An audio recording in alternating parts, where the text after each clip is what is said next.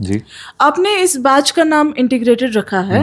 What will be your primary focus इस exam में? आप किस एग्जाम को ज़्यादा फोकस देंगे इसमें? देखिए इस बैच का जो प्राइमरी फोकस है वो एसएसबी एग्ज़ाम है और एसएसबी एग्ज़ाम का एस्पिरेंट है। अब हम इसमें क्यों केएस लेवल का नाम साथ में डाल रहे हैं प्रीलिम्स का?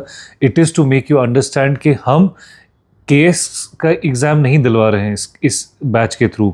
हम इस बैच के थ्रू उस एसएसबी के एस्पिरेंट को उस लेवल पे ला रहे हैं जहाँ पे वो केएस के पढ़े हुए बच्चे के साथ compete कर सकता है एसएसबी के एग्जामिनेशन में।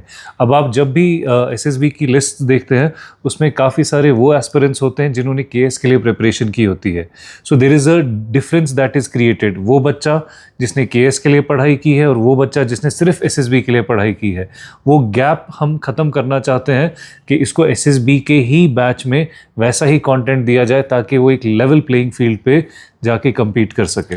सो अगर एक स्टूडेंट केएस के लिए प्रिपेयर करना चाहता है, is this the right batch for him? नहीं, इसमें the focus again is not on the KS का बैच। हाँ, यहाँ से आपको एक आइडिया ज़रूर मिल सकता है कि tomorrow if you want to switch to another level, KS के लेवल पे आप जाना चाहते हैं तो आपको एक आइडिया मिलेगा, फेंट आइडिया, कि आपको किस लेवल की पढ़ाई करनी है, but not through this batch. Then you have to shift to the proper batch जहाँ पे आप मेंस के सब्जेक्ट्स ऐड करेंगे, फिर आंसर राइटिंग सीखेंगे, वो स्किल डेवलप करेंगे। So you have to add something to it, तब जाके आप केएस के लेवल पे जा सकते हैं। लेकिन यहाँ से आइडिया ज़रूर। अस्सलाम वालेकुम सर। वालेकुम सर, आपने अभी तक जो है हज़ारों स्टूडेंट्स को मेंटर किया होगा, अब बहुत सारे बैचेस पढ़ाए होंगे। आप इस एसएसबी के न्यू पैटर्न को किस तरीके से देखते हैं at this point of time? देखिए, ये एसएसबी का जो नया पैटर्न है, it is definitely more than what SSB should be. SSB के लेवल से बहुत ऊपर है ये। अब ये पैटर्न जो है, हम शिफ्ट्स देखते हैं हर एक स्पेसिफिक पीरियड के बाद एग्ज़ाम्स में हम शिफ्ट देखते हैं। ये वो शिफ्ट वाला फेज़ है एसएसबी का जो हम देख रहे हैं, जहाँ पे एसएसबी अपना लेवल ऑफ एग्ज़ामिनेशन जो है वो बढ़ा रहा है। सो अब जहाँ पे आपके सिलेबस में लिखा होता है कि एक प्राइमरी लेवल ऑफ नॉलेज चाहिए, अब वो प्राइमरी लेवल नहीं चाहिए, हमें उसके थोड़ा सा बियॉन्ड जाना पड़ेगा। रही बात अगर हमने इसका सिलेबस देखना है या इसको कहाँ से अप्रोच करें, सो मुझे लगता है अब अप्रोच के लिए एक बेसिक लेवल सब एग्ज़ामों के बराबर है कि आपने अपने एनसीईआरटीज़ हो गए या सब्जेक्ट अंडरस्टैंडिंग है, शुरुआत सबकी एक तरह से हो सकती है। आगे फिर देन यू मूव इनटू कि आप यूपीएससी के लिए जा रहे हैं, केएस के लिए जा रहे हैं, एसएसबी के लिए जा रहे हैं, वो आप फिर अपना ट्रैक पकड़ लेंगे। लेकिन आपको सबसे पहले डीकोड सिलेबस से ही करना है, और हम देखते हैं सिलेबस में काफ़ी ओवरलैपिंग भी है। सो ओवरलैपिंग इसको और नज़दीक ले जाती है उन एग्ज़ाम्स के एज़ कम्पेयर टू कि इसके बीच में और उन एग्ज़ाम्स के बीच में डिफरेंस हो। अब ये बहुत नज़दीक आ चुके हैं। और सर, एक और सवाल है सर, इससे हमारा एसएससी वाला पोर्शन भी कवर हो जा रहा है इसी बैच से? देखिए, इसमें जो जनरल नॉलेज वाला पार्ट है वो हमारा काफ़ी ज़्यादा एसएससी के साथ अलाइन होता है। मैथमेटिक्स में थोड़ी सी प्रैक्टिस की ज़्यादा ज़रूरत पड़ती है, मैथमेटिक्स और रीजनिंग में, when you look for the assessee examination. लेकिन कंटेंट यही है, उधर प्रैक्टिस आपको ज़्यादा करनी है, 1-2 महीने का और टाइम लगाना है, तब जाके आप उस स्पीड को टच करेंगे। In terms of content it is exactly what we are offering for all the batches. ये वो सारे एग्ज़ाम्स को केटर करता है। सर, एसएसबी को फास्टेस्ट तरीके से क्वालिफाई करने का क्या तरीका है? देखिए, एसएसबी के लिए अगर आप एक बहुत तेज़ अप्रोच चाहते हैं तो सबसे पहले you have to decode your syllabus. उसके बाद the next step should be to start from the basic books, NCERTs वगैरह, उसको कवर करें। एंड इन सब चीज़ों के साथ साथ एक पार्ट है आपके सिलेबस का जो स्किल का है। The skill is mathematics, reasoning and English. इस स्किल को आप जितना रिफाइन करेंगे, जितना अच्छे से अप्रोच करेंगे, that would be your success. Because होता क्या है इस एग्जामिनेशन में, आपको मैथमेटिक्स पूरा आता है, आपको रीजनिंग पूरा आता है, आपको इंग्लिश भी बहुत अच्छे से कवर हो जाता है, बट आप उसमें टाइम बहुत ज़्यादा वेस्ट कर देते हैं। सो वो टाइम क्रंच जो है वो फिर आपको खामियाजा जनरल नॉलेज और कंप्यूटर्स में भरना पड़ता है। सो इसलिए for the skilling part you should be very quick, ताकि आप अपने पेपर को बहुत अच्छे से कर सकें। सर, एनसीईआरटी को पढ़ने का क्या तरीका है? NCERT, the first thing for any book that you are picking up to study, आपको सबसे पहले उसमें एक प्रॉपर टाइम टेबल के हिसाब से बैठना है। It can not be a random पढ़ाई, आज एक पढ़ लिया, परसों दूसरा पढ़ लिया, फिर कुछ और पढ़ लिया। It has to be a proper time table जिसके हिसाब से आपने उस सब्जेक्ट पढ़ना है। Plus you need to understand कि when you pick up a book, जब आप एक किताब उठाते हैं पढ़ने के लिए, आपको पहली रीडिंग में सब कुछ नहीं याद रहने वाला है। ये बहुत हम बच्चों के साथ बहुत ज़्यादा परेशानी फेस करते हैं कि सर मैंने पढ़ा, मुझे याद नहीं रहा, मैंने ये पूरा चैप्टर पढ़ लिया, मुझे याद नहीं रहा। पहली रीडिंग में याद नहीं करना है, पहली रीडिंग में आपने उस सब्जेक्ट को, उस टॉपिक को, उस थीम को समझना है। याद करने वाला पोर्शन जो है वो शुरू होता है आपके रिवीजन पे।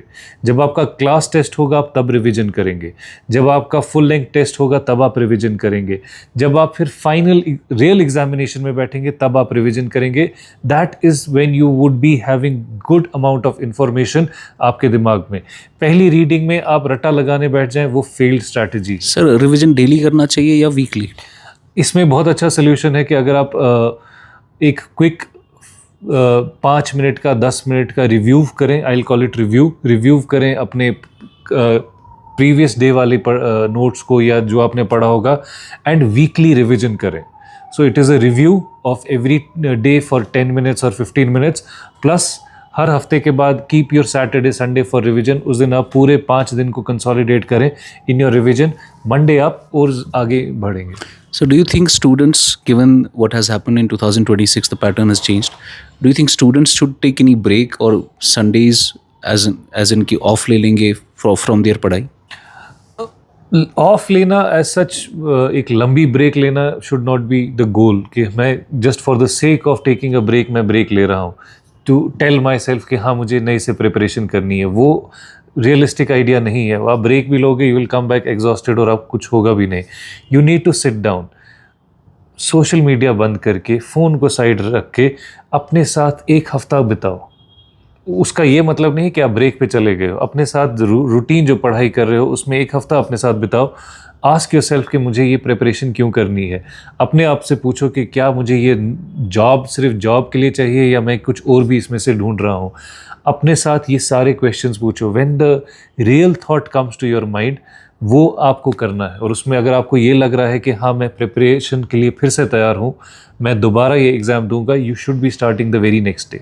सर कश्मीर में एस्पिरेंट्स को के एसएसबी के अलावा कुछ नहीं दिखता है, तो वो और क्या क्या दे सकते हैं जिसमें ये सेम टाइप का सिलेबस आए? देखिए एसएसबी का एग्ज़ामिनेशन है, उसके अलावा एसएससी के बहुत सारे एग्ज़ाम्स होते हैं। और अक्सर हमारे बच्चों को ये एक नॉन एग्जिस्टिंग डर है कि मुझे बाहर जाना पड़ेगा अगर हम स्टेट के बाहर के एग्ज़ाम देंगे। काफ़ी सारी ऐसी पोस्ट्स हैं जो एसएससी के एग्ज़ाम के थ्रू फिल की जाती हैं, लेकिन उसकी पोस्टिंग कश्मीर में ही होती है। सो आप सेंट्रल गवर्नमेंट के एम्प्लॉयज़ होंगे लेकिन आपकी पोस्टिंग होम टाउन में ही होगी। और उसमें बहुत बेनिफिशियल एस्पेक्ट क्या है कि सेंट्रल गवर्नमेंट की सैलरीज स्टेट गवर्नमेंट से ज़्यादा अच्छी होती हैं।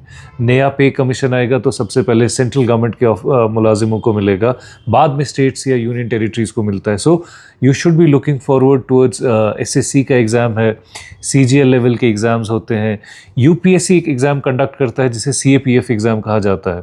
जो यूपीएससी बॉडी तो है जो कंडक्ट कर रही है, लेकिन उसका लेवल हमारे इस इंटीग्रेटेड या जनरल एसएसबी बैच से भी कवर हो सकता है।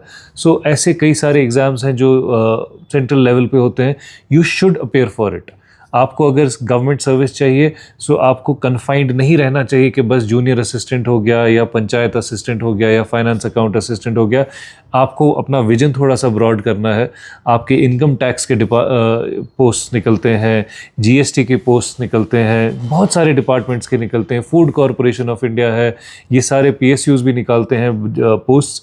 इनके लिए अप्लाई करें, इनके लिए ट्राई करें। When you will be giving lot of exams, कहीं ना कहीं तो डेफिनेटली सिलेक्शन होगी ही आपकी। Sir, I recently saw your video where you had made this comparison between different examinations of JKSSB and including the KS. So my question to you is, are we going to solve the questions from the KS examination in this new batch? देखिए ये जो हमारा नया batch होने वाला है, इसमें हम बहुत सारा कंटेंट है जो अपडेट करेंगे with respect to SSB examination. उस कंटेंट के बेसिस पे हमारे पास जितने भी क्वेश्चंस निकल सकते हैं, वो फिर केएस के लेवल पे हो या एसएसबी के लेवल पे, we will be solving this in the examination, in the classroom.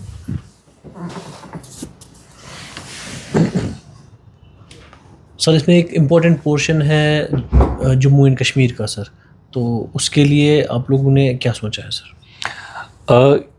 Definitely Jammu Kashmir इस एग्ज़ाम का एक बहुत इंपॉर्टेंट पोर्शन है, बिकॉज उसमें आपके पास बहुत ज़्यादा डाइवर्सिटी नहीं है कि आपको क्या क्या पढ़ना है, आपको लिमिटेड अमाउंट ऑफ इंफॉर्मेशन है जो गैदर करनी है, लेकिन उसके साथ साथ sorry to interrupt you sir, उसमें जो है सोर्सेज का भी इशू है। एक जगह कोई सोर्स है with respect to J&K, definitely out and out market में ऐसे आपको ओपनली सोर्सेज नहीं मिलेंगे।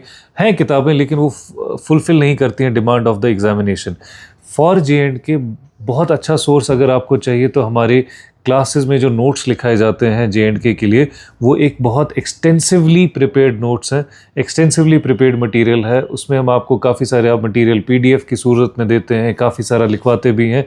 मेरे हिसाब से उसके बियॉन्ड जाने की ज़रूरत नहीं है J&K में। बाकी सब्जेक्ट्स की जब बात करते हैं, वी डू टेल देम कि ये आपको ये बुक पढ़नी है, ये NCERT पढ़नी है, but I can assure you with respect to J&K ये काफ़ी सारा एक्सटेंसिवली हमारे ही क्लास नोट्स में कवर हो जाता है। Thank you sir.